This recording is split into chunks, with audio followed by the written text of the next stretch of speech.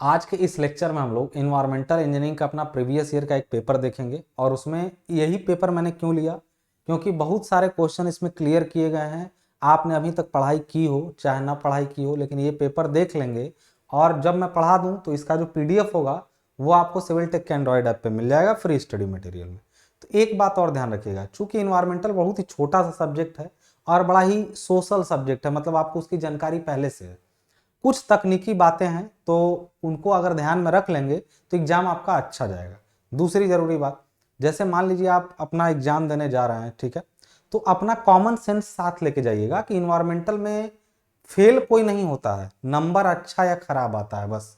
अगर इन्वायरमेंटल में आपकी बैक लग रही तो इसका मतलब आप अनसोशल आदमी है, पहली बात।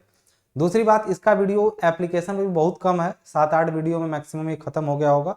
एक चैप्टर में एक वीडियो, 7 से 8 चैप्टर आपके हैं इसमें टोटल, ठीक है।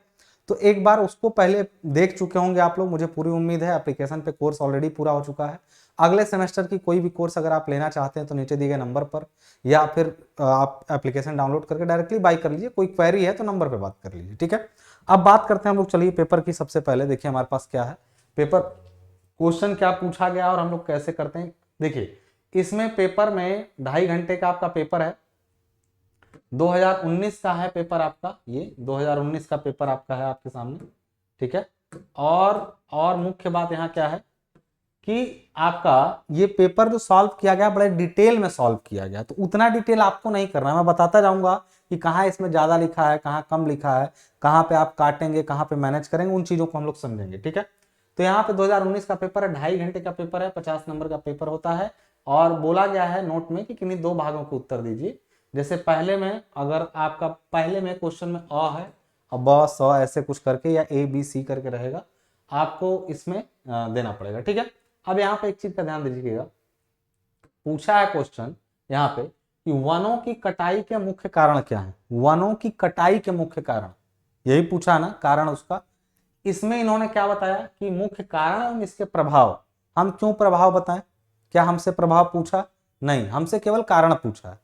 लेकिन चलिए ये सब बताया कि वन किसी भी देश के पर्यावरण के प्रमुख अंग तथा महत्वपूर्ण प्राकृतिक संपदा होते हैं। देखिए इस पीडीएफ को इसलिए पूरा पढ़िएगा ताकि अगल बगल की भी नॉलेज मिले। आप इसको पूरा लिखेंगे नहीं, लिखेंगे उतना ही जितना आपको जरूरत हो एग्जाम में, ठीक है। उतना ही लिखेंगे जितना जरूरत हो, लेकिन पढ़िएगा पूरा पीडीएफ को, ये गारंटी है। क्यों? क्योंकि फिर अगल बगल से भी अगर क्वेश्चन आए तो आप कर जाएंगे। आप करिएगा उतना जितना जरूरत हो। बढ़ती हुई जनसंख्या की खाद्य तथा ईंधन की आवश्यकताओं को पूरा करने के लिए वनों की कटाई की जाती है। उद्योग लगाने हेतु, सड़क निर्माण हेतु, आवास हेतु, कृषि उत्पादन हेतु, चारण हेतु, बांध बनाने के लिए, विद्युत परियोजनाओं हेतु वनों की कटाई की जाती है, ठीक है ना। ईंधन की पूर्ति हेतु लगभग 135 मिलियन टन लकड़ी की आवश्यकता 1980 में हुई थी, जिसकी मात्रा दिन प्रतिदिन बढ़ती जा रही है। 42.45 कास्ट प्रतिशत, मतलब जितनी लकड़ी है 42.45% कास्ट का प्रयोग उद्योगों की आवश्यकताओं की पूर्ति के लिए आवश्यक है। हमारे उद्योगों मतलब जैसे लकड़ी का कई चीज बनता है ना, फर्नीचर्स तो बन ही रहे हैं, उसके अलावा शटरिंग है, प्लाई है, जो भी वुडन प्रोडक्ट है वो सब पेड़ों से ही आ रहा है। तो हमारे देश में वन नष्ट होने की दर लगभग 1.5 million per hectare per year है। मतलब 1 हेक्टेयर में 1.5 मिलियन प्रति वर्ष निकल जा रहा है। वनों के नष्ट होने से मृदा अपरदन, बाढ़ आना, अकाल, सूखा इत्यादि प्राकृतिक आपदाओं में वृद्धि हुई है। तो कारण तो ऊपर बताया कि वनों के कारण क्या थे, ये सब कारण थे कि ईंधन के लिए, उद्योगों के लिए। प्रभाव क्या है कि अपरदन, बाढ़ आना, अकाल, सूखा इत्यादि। देखिए इसको ऐसे तो लिखा ही है, इसके बाद यहाँ पर डिटेल में बताया गया है यहाँ पे कि देखिए मेन यहाँ पे पॉइंट वाइज, तो आपको पॉइंट देखिए, वो तो ऐसे शॉर्ट में बताया, लेकिन पॉइंट वाइज बताया है वनों की कटाई के प्रमुख कारण निम्नांकित है। तो वो पढ़िएगा उसको, लेकिन इसको एक बार आप अच्छा सरसरी निगाह से एक बार पढ़ के जाएंगे। मैं बार बार कह रहा हूं कि आप वीडियो देखने के बाद पीडीएफ को ऐसे बस मोबाइल में स्क्रॉल करते जाइएगा। कहाँ मिलेगा? एंड्रॉइड ऐप पे फ्री में मिल जाएगा, इसके लिए कोई पेड करने की जरूरत नहीं है। स्थानांतरी जुताई यानी शिफ्टिंग कल्टीवेशन उसका करना है। मतलब जगह जगह पे अगर आपको एक जगह पर जुताई किए आप, फिर दूसरे जगह पे जाना चाहते हैं, तीसरे जगह पे, रीजन उसका ये होता है कि एक ही फसल एक ही जगह पर बार बार जुताई या खेती करने से फर्टिलिटी कम हो जाती है, यानी उर्वरता घट जाती है। तो इस वजह से हमें जगह जगह जाना पड़ता है। कृषि का विस्तार, यदि हमें ज्यादा अपनी कृषि को बढ़ानी हो तब भी वन काटने पड़ेंगे। मानव की गतिविधियों जैसे खनन, खुदाई, सिंचाई, वनों की आग इत्यादि का प्रभाव, इनसे भी जंगलों की कटाई करनी पड़ती है। वन उत्पादों का अत्यधिक व्यवसायिक उपयोग, जो जंगल में चीजें मिलती हैं उनका इंडस्ट्रियलाइजेशन करने से भाई बहुत सारे लोगों को ऐसी दिक्कतें आ रही हैं। देखते होंगे चंदन की लकड़ी का तस्करी चल रहा था, सॉरी तो हम लोग कहाँ थे, देख रहे थे, ठीक है। तो ये सब जो कारण थे आपके, वो कारणों के बारे में हमने देखा यहाँ पे, और व्यवसायिक उपयोग के बारे में देख रहे थे कि वनों का जो वन से, जैसे चंदन की लकड़ी के बारे में बता रहा था कि अभी मूवी आपने देखा कि चंदन की लकड़ी का स्मगलिंग हो रहा है उसमें। तो वन से जो चीजें मिलने वाली हैं हमको, अगर हम लोग उसका ज्यादा प्रयोग करेंगे तो फिर वन को काटेंगे, तब भी वन के कटाई के एक कारण होता है कि उसकी जो संपदा, उसकी जो प्रॉपर्टी है उसका हम अत्यधिक प्रयोग करना चाह रहे हैं, तभी वन की कटाई होने लगी। कटाई बुरी नहीं है, जितना उगे उतना आप काटिए तो ठीक है, जरूरत से ज्यादा काटेंगे, रेट ज्यादा हाई हो जाएगी तो गड़बड़ हो जाएगा। कीट बृहत बांधों के जल ग्रहण क्षेत्रों में वनों का जलमग्न होना, मतलब अगर कहीं पर ऐसा कोई जगह है जहां पे पानी का रुकावट ज्यादा है, ठीक है, तो वहां वनों को काटना पड़ता है, क्योंकि पानी वहां रुक जाता है तो नुकसान करता है। जहां पेड़ पौधे ज्यादा होंगे वहां पानी रुकेगा, वहां पानी बह के निकल नहीं सकता है, तो उस वैसे स्थानों पर पेड़ों को काटना मजबूरी भी होती है कई बार, ठीक है। कीटों, पीड़क जीवों तथा कवकों का आक्रमण, ऐसे केस में भी वनों को काटना पड़ता है जब इन कीटों का प्रकोप हो जाए। औद्योगिकरण, मतलब इंडस्ट्रियलाइजेशन के कारण लोग पेड़ काट देते हैं, जंगल में जाकर अपनी फैक्ट्री बैठा रहे हैं। मानव तथा मवेशियों की जनसंख्या में अत्यधिक वृद्धि, मानव अगर कहीं पर बढ़ने लगेगा या फिर जानवर बढ़ने लगेंगे तो पेड़ खत्म होने लगेंगे। मवेशियों को चराना, ये भी पौधों का या पेड़ पौधों का नुकसान। जन साधारण में वन संरक्षण चेतना का अभाव, आपको जानकारी ही ना हो कि वन काटने से नुकसान होता है। जैसे अभी तक हम लोग जो प्रकृति का एकदम दोहन करते रहे, अरे यार गाड़ी चलाओ देखा जाएगा, खूब बढ़िया गाड़ी स्लेटर लेके चलाओ, धीरे धीरे ना समझ में आया कि हम लोग हवा को दूषित कर रहे हैं। तो इसी तरह वन संरक्षण यानी कंजर्वेशन का जानकारी ही नहीं हमारे पास कि उससे कितना बड़ा नुकसान हो सकता है। उसके बाद शहरीकरण, औद्योगिकरण कहिए, शहरीकरण कहिए, शहरों में लोग वनों को पसंद नहीं करते हैं। पहाड़ों पर सड़कों का निर्माण, पहाड़ों पर जहां वन है वहां भी सड़क आदमी बना करके ऊपर पहुंचना चाहता है। तो ये सब मुख्य रूप से कारण है वनों के कटने के। लेकिन केवल कारण पूछा था, लेकिन क्या हम लोग यहाँ पर अगर देखें तो केवल कारण के साथ साथ इन्होंने क्या दिया है, प्रत्यक्ष हानियां भी बताई है। तो अगर आपसे क्वेश्चन में कारण के बाद ये पूछे कि वन के कटने से हानियां क्या है, पूछा नहीं है, लिखना नहीं है ये, लेकिन देख लो अगर हानियां पूछा तो हानियां लिख देना। राष्ट्रीय आय में कमी, आपके देश में जंगल आपकी संपत्ति है, वो खत्म होंगे तो इसका मतलब आपकी संपदा घट रही है। हिमस्खलन हो जाएगा, जंगल अगर कहीं पर पेड़ पौधे ज्यादा है ना तो वहां की मिट्टी में लैंड स्लाइडिंग या ग्लेशियर्स का स्लाइडिंग नहीं होता है, रोकता है वो, उसको मिट्टी के अपरदन को रोकेगा। मृदा जल स्तर का नीचे हो जाना, पानी को बांधे रखता है, डाउन हो जाएगा ग्राउंड वाटर लेवल। चारागाह खत्म होने लगेंगे यदि जंगलों को आप काटना शुरू करेंगे। ईंधन धीरे धीरे आपका खत्म हो जाएगा यदि जंगलों को काटना शुरू करेंगे। हानियां है सब। इमारती लकड़ी में कमी, आपके पास एक समय, इमारती लकड़ी मतलब बिल्डिंग टिम्बर होता है, टिम्बर जिसको बोलते हैं। जैव विविधता नष्ट, यानी जंगलों से ही डाइवर्सिटी आती है। डाइवर्सिटी मतलब कई तरह के जीव जंतु दिखते हैं, यदि जंगल नहीं रहेंगे तो कुछ ही जीव जंतु बचेंगे। प्रकार भिन्नताएं, जैसे खाने में रोज एक ही खाना खाना, आप अलग अलग चीजें खाना चाहते हैं तो आप डाइवर्सिटी को पसंद करते हैं। तो इसी तरीके से जैव विविधता यानी बायोडाइवर्सिटी क्या हो जाएगी, खत्म हो जाएगी। मोम, कत्था, लाख, गोंद, शहद इत्यादि गौण उपज की उपलब्धि नहीं। ये सब चीजें तभी होती हैं जब जंगल घने हों, तभी ये सब चीजें निकलती हैं। क्यों?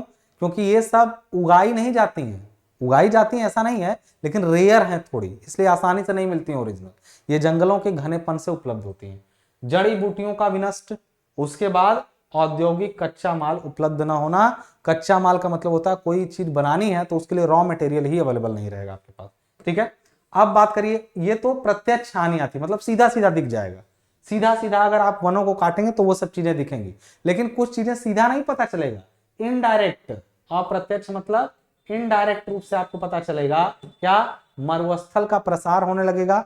मरुस्थल मतलब जहां पे बारिश की कमी होने लगती है उसको मरुस्थल बोलते हैं। वायु आर्द्रता में कमी मतलब ह्यूमिडिटी की मात्रा घटने लगेगी, और आपका मतलब पूरा ह्यूमिडिटी घटने से बहुत सारी दिक्कतें आती हैं। आपको मालूम है, हवा में नमी की मात्रा का कम होना, शुष्क हो जाएगी, ठीक है। क्वेश्चन छोटा सा था, कारण बताना, लेकिन बहुत कुछ बताया। तो अगर पूरा पीडीएफ रिवाइज कर लेंगे तो वन से रिलेटेड कोई भी क्वेश्चन अगर आएगा तो आप लगभग कर जाएंगे। ठीक है, अगली चीज है कि भारत सरकार द्वारा शुरू किए गए जलवायु परिवर्तन पर राष्ट्रीय कार्य योजना, ये जो NAPCC है, ये इसका मतलब होता है national action plan for climate change. National action plan for climate change, इसका मतलब होता है कि जब हमारी जलवायु में परिवर्तन होता है तो उस परिवर्तन को करने के लिए या फिर परिवर्तन को रोकने के लिए ये एक संस्था है, एक योजना है। संस्था क्या है?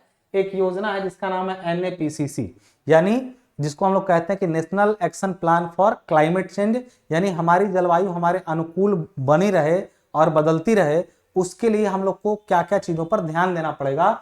उसमें अब देखिए ये थोड़ा टेक्निकल हो गया, ये कॉमन सेंस से आप नहीं लिख सकते हैं, उसमें कुछ बातों पर ध्यान केंद्रित कराया गया। ठीक है ना, कि हमारा क्लाइमेट हमारे अकॉर्डिंग बना रहे, उसके लिए कुछ चीजें बताई गई। क्या चीजें बताई गई, उन चीजों पर गौर कर लेंगे, लेकिन कुछ भूले भी ना तो ऊपर नीचे लिखना जरूर नहीं कि तुम सटीक लिखो, तुम याद करने की कोशिश करना कि नेशनल एक्शन प्लान वाले में किन किन चीजों के बारे में बात की गई। जैसे सोलर एनर्जी पर काम करने की बात की गई। देखिए सूर्य की ऊर्जा कभी खत्म नहीं होने वाली है। आप पेट्रोल जलाएंगे कभी न कभी खत्म हो जाएगा, या फिर किसी और अन्य गैसों का, मीथेन का या फिर इन चीजों का बात करेंगे तो वो कभी न कभी खत्म हो जाएगा। लेकिन जो सोलर एनर्जी है वो कब खत्म होगी इसका कोई अंदाजा नहीं है हमें। ठीक है, तो सोलर एनर्जी पर बात की गई ताकि क्लाइमेट को ठीक रखा जाए। ऊर्जा क्षमता, एनर्जी इफिशियंस को बढ़ाना, मतलब हम लोग थोड़ा सा ऊर्जा से ज्यादा काम कर पाए, इस पर विचार किया गया NAPCC में। टिकाऊ विकास यानी सस्टेनेबल डेवलपमेंट, यानी जो हमारा डेवलपमेंट हो, हम डेवलप किए लेकिन हमने बहुत सी चीजों का नुकसान कर दिया। हमने बहुत अच्छा काम किया लेकिन कई चीजों का नुकसान कर दिया। सस्टेनेबल डेवलपमेंट को कहते हैं जो अन्य नुकसान किए बिना आगे चलता रहे, उसको बोलते हैं सस्टेनेबल डेवलपमेंट। जल संरक्षण यानी वाटर कंजर्वेशन की बात करते हैं। वाटर, हमारा जो पानी है वो सही रहे, उसको संरक्षित कर सकें, उसके पर भी ध्यान दिया गया NAPCC में।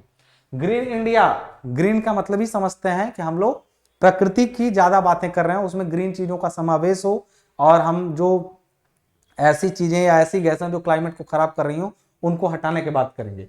टिकाऊ कृषि यानी सस्टेनेबल एग्रीकल्चर हो। एग्रीकल्चर में ज्यादा कीटनाशकों का प्रयोग करेंगे तो हमारी जो जमीन है वो फसल तो खराब होगी, जमीन की फर्टिलिटी भी खराब हो जाएगी धीरे धीरे। तो हम लोग ऐसी कृषि चाहते हैं जो ऑर्गेनिक हो, उनकी भी बात की। ऑर्गेनिक मतलब नेचुरल।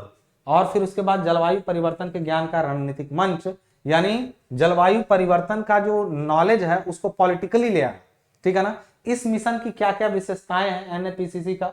नेशनल सोलर एनर्जी, इसके बारे में बहुत सारी चीजें बताया है, उनको लिखने की जरूरत आपको नहीं है, आप एक बार रीडिंग लगा सकते हैं। लेकिन देखिए ये जो मिशन है NAPCC, एक मिशन है या एक योजना है, प्रोजेक्ट है, जिसमें इन ऊपर की जो लिखी गई चीजें हैं उनका ध्यान रखा गया।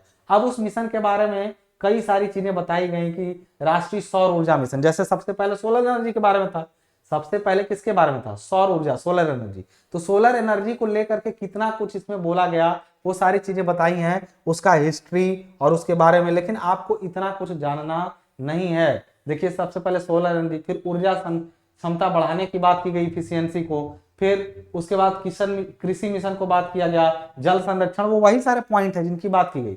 फिर हिमालयी स्तनती तंत्र को टिकाऊ बनाना यानी सस्टेनेबल की बात कर रहा है, हरित भारत मिशन यानी ग्रीन इंडिया की बात कर रहा है। उन्हीं सब पॉइंट्स को इलेबोरेट किया। ठीक है, अब अगला क्वेश्चन जो पूछा उसको एक बार बस आपको रीडिंग लगाने की जरूरत है। तुम्हारे पास जानते हो एनवायरमेंटल में क्या चाहिए? तुम्हारे पास अच्छे शब्द होने चाहिए। अगर तुम्हारे पास शब्द अच्छे हैं तो तुम लिख के आओगे, इसमें कोई दो राय नहीं है। अब एक चीज पर समझो, पर्यावरण प्रदूषण एक लाइलाज बीमारी है, समझाइए। क्या तुम्हारे दिमाग में खुद से नहीं आ रहा है कि पर्यावरण प्रदूषण सच में एक लाइलाज बीमारी है? और इसको कैसे समझाओगे तुम? तो मैं बता रहा हूं, सुन लो। देखो क्या लिखा गया, प्रदूषण की समस्या आज मानव समाज के सामने खड़ी गंभीर समस्याओं में से एक है। बहुत अच्छी बात बोले, हमको भी आ रहा था, आपको भी आ रहा था।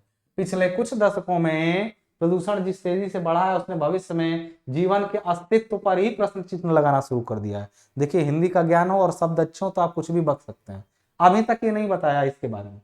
संसार के सारे देश इससे होने वाली हानियों को लेकर चिंतित हैं। संसार भर के वैज्ञानिक आए दिन प्रदूषण से संबंधित रिपोर्ट प्रकाशित करते हैं और आने वाले खतरे के प्रति हमें आगाह करते हैं। ठीक है, कितना सारा काम हो रहा है। गाड़ी का पोल्यूशन पेपर तक चेक कराना पड़ता है, कहीं गाड़ी जरूरत से ज्यादा धुआं तो नहीं दे रही है। गाड़ी के अंदर कार्बन के फिल्टर लगाया जा रहा है ताकि जो उसमें उससे धुएं में निकलने वाला कार्बन है उसको अवशोषित कर ले।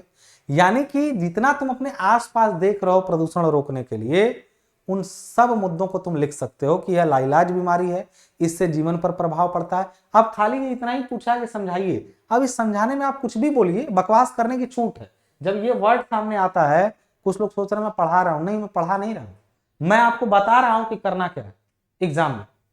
पढ़ा बिल्कुल नहीं रहा हूं, मैं आपको बता रहा हूं कि एग्जाम में आपको करना क्या है। तुम लिखने की शक्ति है तुम्हारे अंदर, एक पेपर बैठ के लिख सकते हो अपने मन से। अगर ये कर जाओ तो सब ठीक है। समझ गए बात को? तो आपने ये देखा, फिर उसके बाद आज से कुछ दशकों पहले तक कोई प्रदूषण की समस्या को गंभीरता से नहीं लेता था। सबको लगता है कुछ नहीं होगा। ठीक है, मैंने अभी थोड़ी देर पहले बोला प्रकृति से संसाधनों का प्राप्त करना मनुष्य के लिए सामान्य से बात थी। प्रकृति से जो मिल रहा है खींचो, बर्बाद करो, यही चल रहा था। उस समय बहुत कम लोग यह सोच सके थे कि संसाधनों का अंधाधुंध उपयोग हानि भी पहुंचा सकता है। हम जितना भी प्रकृति से लेते, प्रकृति उतने संसाधन दोबारा पैदा कर देती। ऐसा लगता था जैसे प्रकृति का भंडार असीमित है, मतलब बहुत है, कभी खत्म नहीं होगा, कभी खत्म नहीं होगा। लेकिन जैसे जैसे जनसंख्या बढ़ने लगी, प्राकृतिक संसाधनों का दोहन बढ़ता गया, मतलब हम उससे दोहन करते गए, वनों को काटा गया। अयस्कों के लिए जमीन, अयस्क मतलब ओर होता है जिनसे धातुएं निकाली जाती है। मशीनों ने इस काम में और तेजी ला दी। हम लोग तो दोहन कर ही रहे थे, मशीन लगा दिए दोहन करने के लिए, खींचो। औद्योगिक क्रांति का प्रभाव लोगों को पर्यावरण पर दिखने लगा, जंगल खत्म होने लगे, उसके बाद उसके बदले बड़ी बड़ी इमारतें, कल कारखाने खुलने लगे। इससे प्रदूषण की समस्या हमारे सर पर आकर खड़ी हुई। यही एक लाइलाज बीमारी है। अब इसके आगे 2 लाइन जोड़ दीजिएगा कि चूंकि हम लोग मशीनों पर और बाकी चीजों पर इस तरह से निर्भर हो चुके हैं कि अब हम उनके बिना जिंदगी की कल्पना नहीं कर सकते हैं। देखिए कितना अच्छा हम बोल रहे हैं हिंदी। उनके बिना हम जिंदगी की कल्पना नहीं कर सकते हैं, अतः प्रदूषण से हम खत्म नहीं कर सकते हैं, बल्कि प्रदूषण के स्तर को केवल कम कर सकते हैं। इसलिए एक लाइलाज बीमारी। लिख सकते हैं ये बात पूरी जो मैंने बोली अभी, इतना लिखने के बाद। अब इसमें कुछ और चीजें अगर ये जोड़ के पढ़ाता है, बताता है, पढ़ लीजिएगा, बट इतना लिखने के बाद में जो मैं 2 लाइन बोला हूं वो लिखना जरूरी है। ठीक है, आगे बात क्या है भाई, देखिएगा जरा यहाँ पे आज प्रदूषण के कारण शहरों की हवा इतनी दूषित हो गई है, मनुष्य के लिए सांस लेना मुश्किल हो गया है।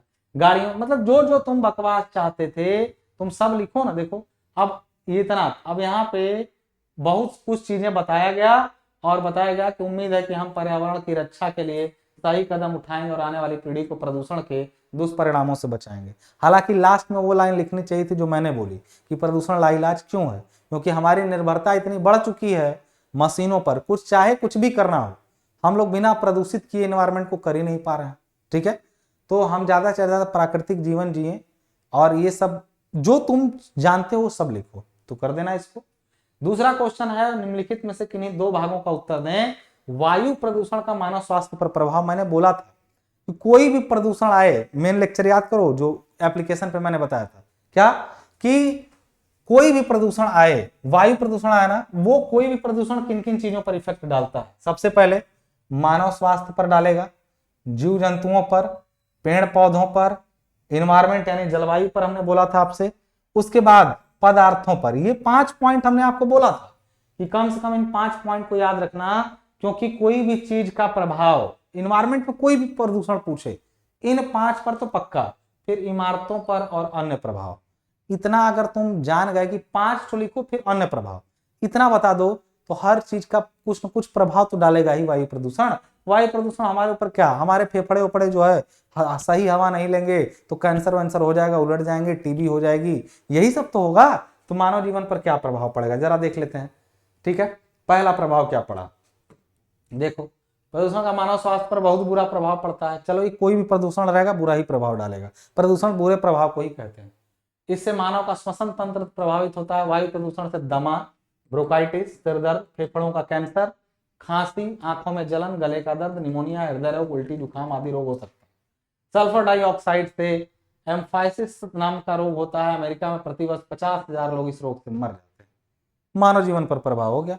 अच्छा पूछा क्या था, केवल मानव जीवन पर। यदि तुम्हें नहीं मालूम है तो तुम देख लो। पूछा है वायु प्रदूषण का मानव स्वास्थ्य पर प्रभाव, तो ये लगे पूरा 7 बताने। मैंने पहले ही कहा इस बुक, क्या ये मानव की जगह पर जीव जंतुओं पर क्या प्रभाव है, नहीं पूछ सकता था। तुम इसलिए इसको पढ़ना कि जीव जंतुओं पर प्रभाव जो पड़ रहा है जलवायु पर, जो सबको बता दिया। पूछा तो केवल इतना ही था दोस्त, मानव जीवन पर प्रभाव, लेकिन तुमने जीव जंतुओं पर बताया। क्यों इसमें बताया गया है? ताकि तुम ज्यादा जान लो, इसमें पूरा ज्यादा बताया गया है। तुम लिखना उतना ही जितना पूछा जाए, बार बार कह रहा हूं। तो जीव जंतुओं पर प्रभाव है, पढ़ लेना इसको एक बार, पीडीएफ की रीडिंग लगा लेना बस। उसके बाद यह है अगला क्वेश्चन, क्या देखो, बीओडी को परिभाषित कीजिए। बीओडी जल प्रदूषण को कैसे निर्धारित करता है? ये बीओडी क्या होता है? बायोकेमिकल ऑक्सीजन डिमांड, बताया था ना वाटर पोल्यूशन में, बायोकेमिकल ऑक्सीजन डिमांड। मैंने उस समय आपको एक चीज बताई थी कि पानी के अंदर यदि खराब चीजें हैं तो उनको ऑक्सीजन देकर ठीक किया जा सकता है, क्योंकि उनके अंदर ऑक्सीजन की चाहत होती है। ऑक्सीजन जब जाता है तो वो अपने आप उनको क्या कर देता है? ठीक कर देता है। ऑक्सीजन जब जाता है तो वो अपने आप उनको क्या कर देता है? ठीक कर देता है। तो उस चाहत को सुधारने के लिए, उसको ठीक करने के लिए जो ऑक्सीजन की जरूरत होती है पानी को, खराब पानी को, गंदे पानी को ऑक्सीजन की जो जरूरत होती है उसको कहते हैं ऑक्सीजन मांग या ऑक्सीजन डिमांड। जब ये ऑक्सीजन बायोलॉजिकली दिया जाता है तो इसको बायोकेमिकल ऑक्सीजन डिमांड, और जो केमिकली दिया जाता है तो chemical oxygen demand. Oxygen demand दो टाइप की होती है, ओडी, एक बीओडी, एक सीओडी, ठीक है। तो पूछा है बीओडी कैसे बताता है? बीओडी जल प्रदूषण को कैसे, जिस पानी की बीओडी जितनी ज्यादा होगी, जितनी ज्यादा वो मांग कर रहा है ऑक्सीजन की, उतना ही वो प्रदूषित है। तो ये अर्थात अधिक अधिक। तो अब यहां पर ये हो गया आपका कि मतलब बीओडी क्या होता है, समझ गया आपको। तो बीओडी क्या होता है कि जो ऑक्सीजन की डिमांड है, क्यों ऑक्सीजन क्या करता है वो पानी लेके, उसमें एरोबिक बैक्टीरिया होते हैं। जो बैक्टीरिया ऐसे होते हैं जो ऑक्सीजन पा करके क्या करते हैं, पूरा जो खराब चीजें हैं उनको क्या करते हैं, डाइल्यूट करते हैं, उनको डिस्पोज कर देते हैं, या यूं कह लीजिए उनका डिकम्पोजिशन कर देते हैं। डिकम्पोजिशन मतलब उनको डाइल्यूट करके तोड़ के खत्म कर देंगे। तो पानी के लिए जो ऑक्सीजन की जरूरत होती है उसको बोलते हैं हम लोग बायोलॉजिकल ऑक्सीजन डिमांड। तो इसको यहां से कर लेंगे। फिर उसके बाद अगला पूछा है एक क्वेश्चन यहाँ पे तीसरा का, कि व्यक्तिगत संदूषक मानव स्वास्थ्य को कैसे प्रदर्शित करते हैं। अब एक तो मैं ईमानदारी से बता दूं, संदूषक शब्द का मुझे मतलब नहीं समझ में आ रहा, चूंकि इंग्लिश में है नहीं, मुझे नहीं समझ में आ रहा कि संदूषक का क्या मतलब है। एक बार इंग्लिश का लिख देना चाहिए था, लेकिन फिर भी आप लोग रीडिंग लगा लीजिएगा। अगर मुझे पता चला तो मैं बाद में बता दूंगा आप लोगों को, या इंग्लिश वाला वर्जन में शायद सही लिखा हो तो मुझे पता चल जाए संदूषक शब्द का क्या मतलब है। अगला देख लीजिएगा, ई अपशिष्ट प्रदूषण स्पष्ट कर। ई अपशिष्ट क्या होता है? जितना भी आपका कंप्यूटर, मोबाइल, टीवी, जितना भी इलेक्ट्रॉनिक सामान होते हैं ना, उनका जो कचरा होता है उसको ई वेस्ट कहते हैं। उनका कचरा जो होता है वो ई वेस्ट कहलाता है। ई वेस्ट का मतलब होता है इलेक्ट्रॉनिक वेस्ट, इलेक्ट्रॉनिक वेस्ट। तो उस वेस्ट को पहले हम लोग मिला देते थे सामान्य कचरे में, लेकिन ई वेस्ट जो होता है वो सामान्य कचरा नहीं होता है। वो कचरा जो होता है वो थोड़ा अलग है, उसका हिसाब अलग है, उसका डिस्पोजल अलग होता है, उसमें हानिकारक पदार्थ हो सकते हैं। तो उन सब चीजों के बारे में, ई कचरे में शामिल चीजों का दायरा काफी बड़ा है। 1000 तरह की चीजें हो सकती हैं इसमें, कुछ खतरनाक हैं और कुछ नहीं। मोटे तौर पे लोहा, लौह धातुएं, प्लास्टिक, कांच, लकड़ी, plywood, printed circuit board, concrete और सिरामिक, रबड़ और बहुत सारे सामान। ई कचरे का लगभग आधा हिस्सा लोहा और इस्पात का, ये सब सारी चीजें बताई गई हैं। तो इनके बारे में बताइए। देखो मोटा मोटा तुम जानो कि इलेक्ट्रॉनिक कचरा जो होता है उनका जो हिसाब होता है वो इस कचरे से अलग है। इस कचरे के साथ उनको मिक्स कर देने से दिक्कत आती, इसीलिए कई सारी कंपनियां जानते हो जानबूझ के प्रोडक्ट को कहती हैं एक्सचेंज में लेने के लिए। उससे जानते हो क्या फायदा होता है?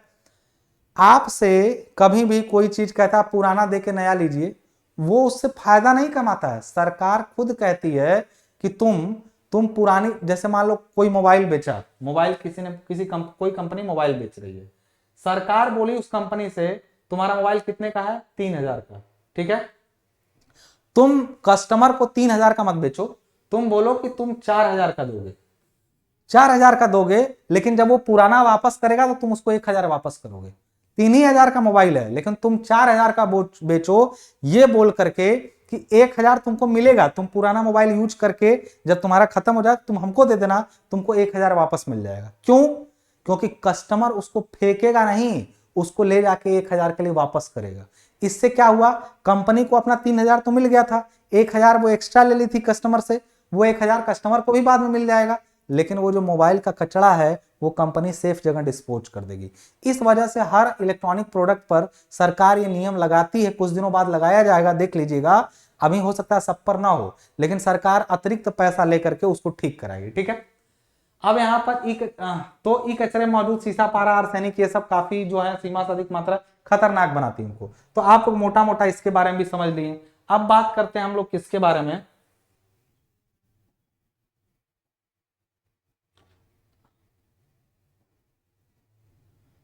अब हम लोग बात करते हैं इसके बारे में। देखिए ई कचरे के बारे में बहुत कुछ, सामान्य कचरे की तरह पहले देश में ई कचरे को अब तक सामान्य कचरे की तरह निपटाया जाता है, उन्हें बाकी कचरों के साथ जमीन के नीचे दबा दिया जाता था या फिर जला दिया जाता था। अभी इस बात का अंदाजा नहीं लगाया जा सका है इसका पर्यावरण पर कितना और किस तरह का असर हुआ है। इसकी वजह है कि जिन जगहों पर कचरा दफनाया जाता है वहां तमाम तरह के कचरे होते हैं, कचरे के निपटान की तकनीक का असर भी पैदा। तो ये सब ई कचरे के बारे में बहुत कुछ बातें बताई गई हैं। अब देखिए ई कचरे का मतलब सीधा सीधा है कि बिजली और बिजली से बनने वाले उपकरण के लिए दिशा निर्देश है। दिशा निर्देश में क्या है कि यहाँ पे बोला गया है कुछ बातें कि बिजली और बिजली उत्पाद के निर्माताओं को उत्पादन के साथ निम्नलिखित जानकारियां देनी चाहिए। उपकरण में कौन कौन से खतरनाक पदार्थ हैं, देखिए जो भी उपकरण बिजली वाले बनाए उनमें ये चीजें बताएं कि हम जो जैसे कोई चीज बना, मोबाइल, फ्रिज, कंप्यूटर, टीवी, कुछ भी, उसमें जो चीजें भेजी गई तो कंपनी ये बताए कि उपकरण में कौन कौन से खतरनाक पदार्थ हैं। टूट फूट हो जाए तो उसे कैसे सुरक्षित ढंग से निपटाया जाए, इस बारे में एक पुस्तिका दिया जाना चाहिए। क्या करें और क्या ना करें में एक पुस्तिका होनी चाहिए। ये सब हर प्रोडक्ट के साथ होना चाहिए। जब उत्पाद काम के लायक न रह जाए तो उसके निपटान के तरीके का ब्यौरा होना चाहिए। बेकार हो चुके उत्पादों को कहां जमा किया जा सकता है उसके बारे में संग्रह और संगठनों का ब्यौरा, उनका पता, फोन नंबर, 24 घंटे हेल्पलाइन नंबर, ईमेल का पता आदि दिया जाना चाहिए। ऐसे उत्पादों का संग्रह करने वालों के लिए आने जाने की व्यवस्था होनी चाहिए। ठीक है ना, तो ये सब ई वेस्ट पर कंट्रोल करने के उपाय हैं। इसके अलावा भारत में ई कचरा के निपटारे के लिए नए नियमों को अंतिम रूप दिया जा रहा है। इसके तहत computer, music system, mobile phone, अन्य इलेक्ट्रॉनिक उपकरण बनाने वाली कंपनियों की जिम्मेदारी होगी कि इन उत्पादों के ई कचरा बन जाने पर वो इनका सुरक्षित निपटान करें। नए नियमों में ई कचरे के प्रबंधन की जरूरतों, उनके संग्रह, ढलाई और आयात निर्यात के बारे में नियम बनाने, पर्यावरण अनुकूल तरीके से रिसाइकलिंग यानी दोबारा इस्तेमाल करने जैसे पक्ष शामिल होंगे। आगे ऐसा होगा, मोबाइल रिसाइकिल होगा, सब कुछ रिसाइकिल होगा। इसे बनाने में एनजीओ और निर्माता कंपनियों के संगठनों की मदद ली गई। इन नियमों को मानना तमाम पक्षों के लिए बाध्यकारी होगा, ऐसा होगा। ठीक है, आगे जो है आपका, आगे जो बोला गया है वो क्वेश्चन क्या पूछा गया है,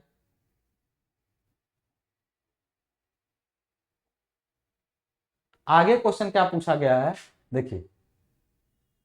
हाँ, अब आगे यह है कि किस स्तर पर शोर ध्वनि प्रदूषण माना जाता है। भारत में ध्वनि प्रदूषण का स्तर या ध्वनि दाब स्तर किस सीमा तक स्वीकार्य है। ठीक है, तो एक चीज यहां पर जान लीजिएगा, ध्वनि प्रदूषण का मापन यानी मेजरमेंट ऑफ नॉइज पोल्यूशन जो है, मेजरमेंट ऑफ नॉइज पोल्यूशन, ध्वनि तीव्रता को मापने के लिए डेसिबल इकाई निर्धारित की गई है। मानवीय, ये तो बताया है ना, ध्वनि प्रदूषण में ध्वनि को डेसिबल में मापा जाता है। बेल इकाई है, डेसी उसके आगे लगा है, जैसे सेंटी, डेसी, मीटर होता है ना, मीटर के आगे डेसी लगा दिए, उसी तरह बेल के आगे डेसी लगाते हैं, तो वो बेल का 10वां हिस्सा होता है। तो यदि एक मनुष्य की बात करें तो सांस लेता है तो 10 डेसिबल का साउंड जनरेट होता है जब हम सांस लेते हैं, बहुत हल्का। पत्तियों की सरसराहट 10, फुसफुसाहट 20 से 30, पुस्तकालय के अंदर 40, शांत भोजनालय 50, सामान्य बातचीत। इतना मत याद रखिएगा, इसमें से इंपॉर्टेंट वाली जो चीजें हैं वो मानक है। भारत के अंदर पूछा है ना ध्वनि प्रदूषण के मानक स्रोत, तो अभी नीचे है, लेकिन आप 2-3 इसमें याद रखिएगा।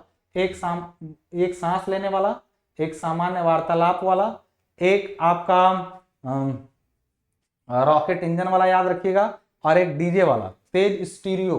100 से लगभग मान सकते हैं आप 115 स्टीरियो, मतलब तेज डीजे वगैरह जब बजता है तो वो। ठीक है ना, इनका बस याद रखिएगा। बाकी बोला है कि इसके मानक जो है, तो आपको मानक में बस इतना याद रखना है कि विश्व स्वास्थ्य संगठन WHO की रिपोर्ट के अनुसार निद्रा अवस्था में आसपास के वातावरण में 35 डेसिबल से ज्यादा शोर नहीं होना चाहिए, और दिन का शोर भी 45 डेसिबल से अधिक नहीं होना चाहिए। तालिका में मानकों को दर्शाया गया, लेकिन इतना आपको याद रखना है, 45 डेसिबल से ज्यादा शोर अगर कोई करता है तो उसके खिलाफ आप कार्रवाई कर सकते हैं। निम्नलिखित में से किन्हीं 2 भागों को उत्तर दीजिए। क्या उत्तर देना है हम लोगों को, हम पर्यावरण संरक्षण अधिनियम 1986 को एक अम्ब्रेला के रूप में क्यों संदर्भित करते हैं? ये इतना अच्छा अधिनियम था जिसमें इन्वायरमेंट के बारे में सारी बातें की गई थी 1986 में। क्या था? पर्यावरण संरक्षण अधिनियम, इन्वायरमेंटल लेजिस्लेटिव जो चैप्टर आपका छठा चैप्टर है, इन्वायरमेंट लेजिस्लेटिव, किताबों में नहीं, सिलेबस में छठवां चैप्टर ये है, किताबों में अलग अलग जगह अलग अलग हो सकता है, ठीक है। उसमें क्या किया गया कि ये कहा स्टॉकहोम में किया गया 5 जून से 16 जून 1972 के मध्य स्टॉकहोम में मानव पर्यावरण विश्व सम्मेलन आयोजित हुआ तथा पर्यावरण संरक्षण विश्व स्तरीय मुद्दा बना था। 1986 जब भारतवर्ष ने पर्यावरण संरक्षण अधिनियम 1986 को अधिनियमित किया था, इस अधिनियम को 23 मई 1986 को राष्ट्रपति द्वारा अपने हस्ताक्षर द्वारा सहमति व स्वीकृति प्रदान की गई। यदि आप इन्वायरमेंट का नोट्स मेरा पढ़े होंगे कोर्स पर जो दिया गया था आप लोगों को ऐप पर, सेम यही बात पूरी उसमें लिखी गई। यदि आपने केवल नोट्स की भी रीडिंग लगा ली है ना तो कुछ बचेगा नहीं, याद कर लेना इस चीज को। 1986 के राजपत्र में यह प्रकाशित किया गया था कि धारा की अपेक्षानुसार अधिसूचना के पश्चात 19 नवंबर को यह प्रवृत्त हुआ, तभी से अधिनियम पूरे भारत में है। मैं एक बार फिर से बता दूं, तुम इंपॉर्टेंट क्वेश्चन जो चाहते हो वो मैं दे दूंगा, लेकिन मैं जो कह रहा हूं वो मानो वो ज्यादा सही है तुम्हारे लिए, याद कर लेना, इस बात को बाद में समझ में आएगा। टेस्ट हमेशा तुम्हारा दूसरा कोई लेगा, तुम्हारा खुद से टेस्ट अपने से मत लेना।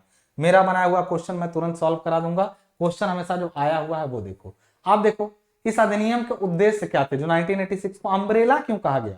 क्योंकि वो हमारी सुरक्षा करने वाला था, इसलिए अम्ब्रेला कहा गया।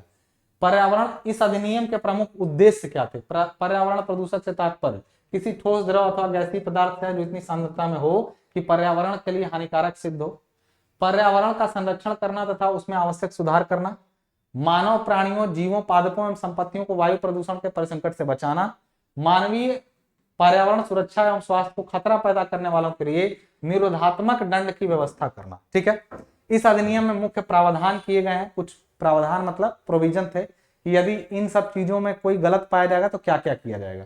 तो बहुत सारी चीजें, तुम्हें पूरा नहीं लिखना है, बस तुम उसके नाम अम्ब्रेला क्यों कहा गया वो तुम बता देना, ठीक है। उसके बाद क्वेश्चन ये बोला गया कि राष्ट्रहित हरित अधिकरण यानी नेशनल ग्रीन ट्रिब्यूनल के कार्य बताइए। ये एनजीटी क्या है मैं तुमको एक मोटा मोटा बता दूं, पढ़ना इसको। एनजीटी के बारे में मैंने बताया था लेजिस्लेटिव वाले में।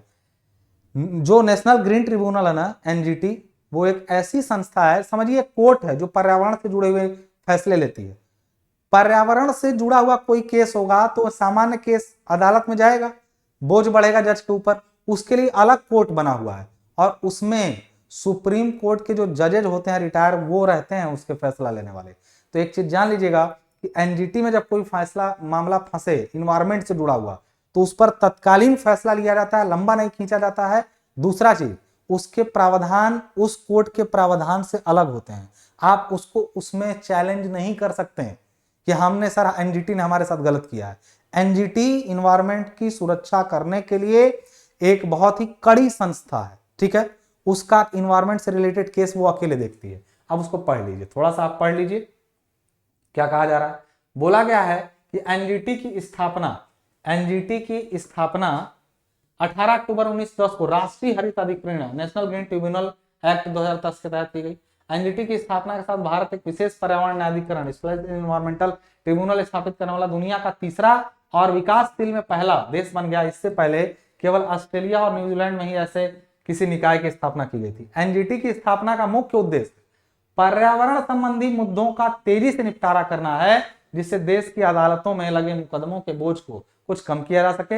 एनजीटी का मुख्यालय दिल्ली में है, जबकि अन्य 4 क्षेत्रीय कार्यालय भोपाल, पुणे, कोलकाता एवं चेन्नई में स्थित है। राष्ट्रीय हरित अधिकरण अधिनियम के अनुसार एनजीटी के लिए यह अनिवार्य है कि उसके पास आने वाले पर्यावरण संबंधी मुद्दों का निपटारा 6 महीने के भीतर हो जाए। विद इन 6 मंथ एनजीटी को हर मुद्दे को क्या कर देना है, ठीक कर देना है पर्यावरण से, उसके अंदर अंदर उसको ठीक कर देना है। कोई केस गया कि कोई इन्वायरमेंटल को नुकसान हो रहा है इस तरीके से, तो एनजीटी उसका निपटारा बहुत जल्दी करती है। तो एनजीटी 2010 में बनाई गई एक संस्था है जो पर्यावरण संबंधी फैसलों को बहुत तेजी से क्या करती है, निपटाती है। अब इस एनजीटी की संरचना कैसी है, इसमें कौन कौन होता है, मतलब कौन कौन होता है और इसकी शक्तियां और इसका कार्यक्षेत्र। एनजीटी की संरचना, इसकी शक्तियां और कार्यक्षेत्र। संरचना में एनजीटी में अध्यक्ष, न्यायिक सदस्य और विशेषज्ञ सदस्य शामिल हैं, जिनका कार्यकाल 5 वर्षों का होता है और किसी भी सदस्य को पुनः पद पर नियुक्त नहीं किया जा सकता। मतलब दोबारा एक व्यक्ति जो रहा वो दोबारा पद पर नहीं आएगा। अध्यक्ष की नियुक्ति भारत के मुख्य न्यायाधीश के परामर्श से केंद्र सरकार द्वारा की जाती है। न्यायिक और विशेषज्ञ सदस्यों की नियुक्ति के लिए सरकार द्वारा एक चयन समिति बनाई जाती है। यह आवश्यक है कि अधिकरण में कम से कम 10 और अधिकतम 20 पूर्णकालीन न्यायिक सदस्य विशेष। ये चलिए इनके संरचना है कि इसके अंदर क्या क्या होता है, इतना नहीं भी बताएंगे तो चलेगा, लेकिन उसकी शक्तियां और कार्यक्षेत्र जरूर बताइएगा कि अधिकरण का न्याय क्षेत्र बेहद विस्तृत है और यह उन सभी मामलों की सुनवाई कर सकता है जिसमें प्रत्यक्ष या अप्रत्यक्ष रूप से पर्यावरण शामिल हो, पर्यावरण से सीधा संबंध हो या अप्रत्यक्ष इनडायरेक्ट हो, ये उन सभी मामलों की सुनवाई कर सकता है। इसमें पर्यावरण से संबंधित कानून अधिकारों को भी शामिल किया गया है। एक वैधानिक निकाय होने के कारण एनजीटी के पास अपीलीय क्षेत्राधिकार और जिसके तहत वह सुनवाई कर सकता है। नागरिक प्रक्रिया संहिता 1908 कोड ऑफ सिविल प्रोसीजर में उल्लेखित न्यायिक प्रक्रिया का पालन करने के लिए एनजीटी बाध्य नहीं है। एनजीटी बिल्कुल बाध्य नहीं है कि वो उस न्याय क्षेत्र, मतलब आपके लिए मान लीजिए आपने कुछ गलत किया पर्यावरण के साथ, एनजीटी आपको सजा दिया, आपने कोर्ट में क्लेम किया कि हम इतनी बड़ी सजा तो नहीं काम किए हैं, लेकिन एनजीटी उसके लिए मानने के लिए बाध्य है ही नहीं। जैसे वो स्वतंत्र रूप से काम करने वाली एक निकाय समझिए आप इसको। जैसे स्वतंत्र निकाय का मतलब जैसे इलेक्शन कमीशन है, इलेक्शन कमीशन किसी की बात नहीं सुनता है, हालांकि आजकल जाने दीजिए। एनजीटी का महत्व एवं कार्य, ठीक है, तो अब इसकी बात करते हैं हम लोग। महत्व एवं कार्य मतलब ये सब उसके क्या क्या महत्व कार्य आप समझ चुके होंगे। ग्रीन हाउस गैसों का ग्लोबल वार्मिंग पर क्या असर। ग्रीन हाउस गैसों का ग्लोबल वार्मिंग कारण कैसे बनती हैं ग्रीन हाउस गैसें।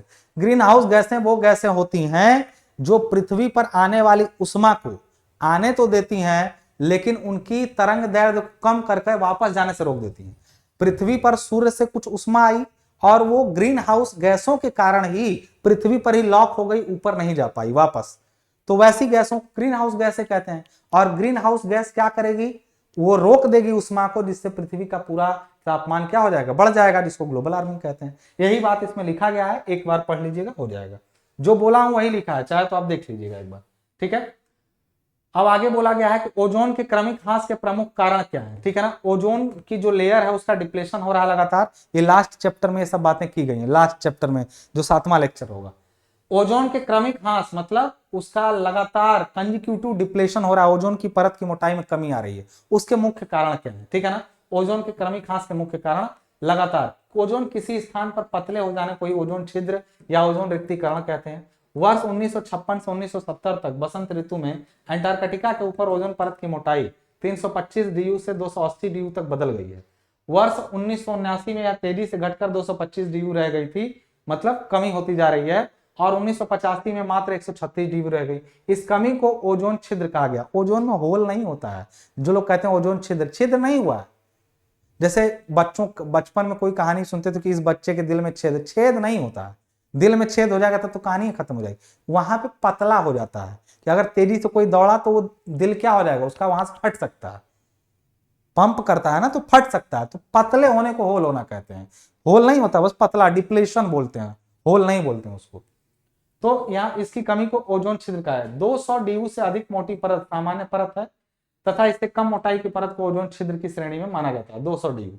कई प्रदूषक स्ट्रेटोस्फेयर में पहुंचकर, ओजोन कहाँ होती है, स्ट्रेटोस्फेयर में होती है। स्ट्रेटोस्फेयर मतलब जो ट्रोपोस्फेयर, एक वायुमंडल की सबसे निचली परत ट्रोपोस्फेयर, उसके ऊपर स्ट्रेटोस्फेयर, उसके ऊपर मेसोस्फेयर, फिर उसके बाद थर्मोस्फेयर, फिर एक्सोस्फेयर। तो उसमें स्ट्रेटोस्फेयर में पहुंच करके ओजोन को नष्ट करने वाली गैसें सीएफसी है, जिसको हैलोन्स गैसें बोलते हैं। तो जैसे क्लोरोफ्लोरोकार्बन है CFC5, मीथेन है तथा नाइट्रोजन के ऑक्साइड, इनमें CFC बहुत अधिक घातक है। CFC की ओजोन से क्रिया निम्न प्रकार है। CFC ये बनाता चला जाएगा और ये क्रियाएं होंगी, जैसे ये बताइए, आप नहीं बताएंगे तो कोई दिक्कत नहीं है। तो वायुमंडल में CFC सबसे बड़ा कारण है किसका, ओजोन के डिप्लेशन का। वही चीजें बताया, वायुमंडल में CFC विघटन पराबैंगनी किरणों द्वारा तो इससे क्लोरीन मुक्त होती है, या क्लोरीन फिर O3 से क्रिया करके क्लोरीन ऑक्साइड ClO बनाती है, तुरंत ही क्लोरीन। ये सब पूरा बताइए, मत बताइएगा, आप अपने काम की बात लिखिएगा, ठीक है ना। कौन सी गैसें अम्ल वर्षा का कारण बनती हैं, बहुत जबरदस्त, ये ठीक 7वां, ये बड़ा जबरदस्त पूछा है। कौन सी गैसें अम्लीय वर्षा का कारण बनती हैं। 3 गैसें हैं, एक आपका सल्फर डाइऑक्साइड है, एक आपका NO2 है, और एक आपका CO2 है। ये बहुत तेजी से बनती हैं, क्या, ये नाइट्रिक एसिड बनाता है, ये सल्फ्यूरिक एसिड और ये कार्बोनिक एसिड। ये 3 गैसें हैं जिसमें से देखिए वायुमंडल में उपस्थित सल्फर डाइऑक्साइड वर्षा जल से क्रिया करके सल्फ्यूरिक एसिड बनाती है। पानी जब गिरता है तो साफ पानी गिरता है, अम्ल क्यों गिरने लगती है वर्षा के रूप में? क्योंकि उसमें कुछ गैसें होती हैं जो प्रदूषण से निकली हैं, प्रदूषण से सल्फर डाइऑक्साइड निकला और वो पानी से क्रिया करके सल्फ्यूरिक एसिड बना दिया, तो क्या होगा फिर? नुकसान तो होगा। तो सल्फर डाइऑक्साइड सल्फ्यूरिक एसिड बनाया, पीएच मान को कम कर देते हैं, वर्षा का पीएच मान 5.7 से कम हो जाता है, तब यह अम्ल वर्षा कहलाती है। वायुमंडल में उपस्थित नाइट्रोजन ऑक्साइड गैसें भी वर्षा से मिलकर के नाइट्रिक अम्ल HNO3 और जो बनाती हैं वह अम्ल वर्षा। कुल 60 से 70% सल्फर डाई, सबसे ज्यादा बड़ी गैस सल्फर डाइऑक्साइड ही है, बाकी उससे कमजोर गैस है, मतलब जो कार्बोनिक एसिड और नाइट्रिक एसिड है वो उतना प्रभाव, मतलब उतना अम्ल का कारण नहीं है अम्लीय वर्षा का जितना SO2 अकेले है, ठीक है ना। Carbon monoxide COM, carbon dioxide, ये सब भी क्या करती हैं, हाँ ठीक है। तो ये हो गया आपका इनका अम्लीय वर्षा का प्रभाव ही बताया, पेड़ पौधों पर प्रभाव, जीव जंतुओं पर प्रभाव, पदार्थों पर। याद करिए 3 चीजें। अम्लीय वर्षा का क्या प्रभाव पड़ेगा? सभी चीजों पे 3। देखो तुम्हें लिखने में दिक्कत नहीं आएगी, तुम्हें पॉइंट बनाने में प्रॉब्लम आएगी। अब पॉइंट का मेन बात मैंने आपको बताया है क्या, यही मेन बात है पॉइंट का, कि तुम कभी भी किसी भी चीज का प्रभाव पूछे, पौधों पर, जंतुओं पर, पदार्थों पर, हमारे वातावरण पर, अन्य, ये 4-5 चीजों पर प्रभाव बताते जाना, चीजें ठीक हो जाएंगी, ठीक है। और एक बार रीडिंग लगा लोगे क्लियर हो जाएगी बात। आगे है रिसाइकलिंग वास्तव में पर्यावरण के लिए फायदेमंद है। ये लास्ट क्वेश्चन है। रिसाइकलिंग मतलब होता है किसी चीज को पुनः यूज करने लायक बनाना। क्या पर्यावरण के लिए फायदेमंद है? बिल्कुल है यार, नहीं होता तो क्यों करते। किसी भी चीज को फेंकने के बजाय उसको दूसरी चीजों में कन्वर्ट करके फिर से यूज करना, ठीक है। हम मनुष्य ने वर्षों तक वातावरण को बहुत नुकसान पहुंचाया, ग्लोबल वार्मिंग हमारी गलतियों का परिणाम है। रिसाइकलिंग से प्राकृतिक संसाधनों के अपयोग को रोका जा सकता है, इससे प्रदूषण को रोका जा सकता है, पर्यावरण को बचाया जा सकता है और अधिक उपयोगी वस्तुओं को बनाने में मदद ली जा सकती है। प्राकृतिक संसाधनों के संरक्षण में रिसाइकलिंग एक महत्वपूर्ण कारक है और यह पर्यावरण में सुधार करने के लिए बहुत योगदान भी है, योगदारी भी है। घरेलू रिसाइकलिंग मतलब डोमेस्टिक चीजों का रिसाइकलिंग करना हो तो उसके बारे में बताया है। विभिन्न घरेलू सामग्रियों को रिसाइकलिंग करने में ऐसा उत्पाद खरीदें जिससे रिसाइकलिंग किया जा सके। रिसाइकलिंग प्रक्रिया से बने सामान को ही खरीदें। असुरक्षित सामग्री की खरीदारी से बचें। रिसाइकलिंग के डिब्बे सुनिश्चित करें कि आपके पास अपने घर में रिसाइकलिंग करने के लिए डिब्बे हों। इससे एक साफ सुथरी जगह पर रखें ताकि आप इसका उपयोग करना ना भूलें। आपकी देसी काउंसिल आपको रिसाइकलिंग डिब्बे देने में सक्षम होनी चाहिए जो कांच, कागज, एल्युमिनियम और प्लास्टिक जैसी सामग्री के लिए इस्तेमाल किया जाए। जैसे आप कचरे वाले को दे देते हैं, प्लास्टिक है ये हो। बागों की रिसाइकलिंग, बगीचे में बगीचे के उत्पादों और पौधों का रिसाइकलिंग करके आप अपने बगीचे में पर्यावरण को बेहतर बनाने में मदद कर सकते हैं। क्या कर सकते हैं देख लेते हैं। यहाँ पे क्या कर सकते हैं, कंपोस्टिंग, जैसे कुछ निकला बगीचे से कोई चीज, तो उसको सड़ा गला के आप खाद में बदल सकते हैं। कंपोस्टिंग एक ऐसा तरीका है जहाँ कचरा खाद में परिवर्तित हो जाता है जो पौधों के विकास की सहायता के लिए अपने बगीचे में उपयोग किया जा सकता है। उद्यान में पौधों और घर में बचे हुए खाने के रूप में कचरे को रिसाइकलिंग करने का एक शानदार तरीका है। ग्रास रिसाइकलिंग, बीज बोना। समाज में रिसाइकलिंग, स्थानीय रिसाइकलिंग की सुविधाएं समुदाय के लिए प्रदान की जाती हैं। जहां कहीं भी आपकी स्थानीय रिसाइकलिंग सुविधाएं हैं उनका प्रयोग करने का तरीका सत्यापित करें। स्कूल और व्यवसाय, सामुदायिक परियोजनाएं, कैंस के लिए कैश का मतलब होता है जब भी आप कोल्ड ड्रिंक वगैरह पीते हैं तो कई देशों में उस कोल्ड ड्रिंक का टीन कायदे से अगर पी के आप फेंक दें तो उनसे पैसे भी मिलते हैं आपको। कचड़े के बदले पैसा देने वाली मशीनें आजकल विदेशों में लग रही हैं कि कचड़ा फेंकिए और पैसा ले जाइए, प्लास्टिक की बोतल ले आइए और एक टाइम का खाना फ्री पाइए। ऐसे टाइप की चीजें कई देशों में चल रही हैं, भारत में भी जगह जगह शुरू हो रहा है, धीरे धीरे इस पर काम होगा।